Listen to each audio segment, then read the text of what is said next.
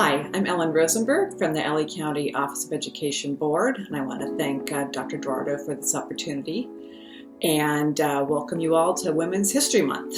And a female leader who inspired or mentored me. There were so many, and it's not always in big, noticeable ways. I think small examples of leadership are important.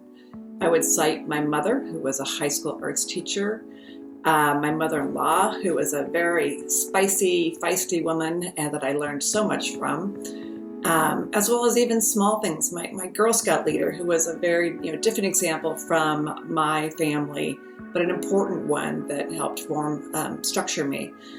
And I remember my fourth grade teacher who had us write to pen pals in another part of the country and just think more broadly than where I lived.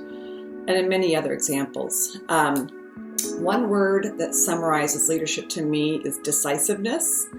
I think it's very important to be informed and decisive as quickly as possible. Some things take longer, but I think many things take longer than they require. Sharing a personal leadership insight or highlight. People and women in particular have a tendency to not focus on our highlights, and I think that's a mistake. Even myself, when I read this question, I not only didn't go to a highlight, I actually went to something that I might be considered a failure or something that could have gone better. And I think it's just our nature, but that's how life is, and I think we always just need to move forward, whether they are highlights or lowlights, and learn and get the job done. My message to aspiring leaders, I think we all need to lead proudly, but also humbly.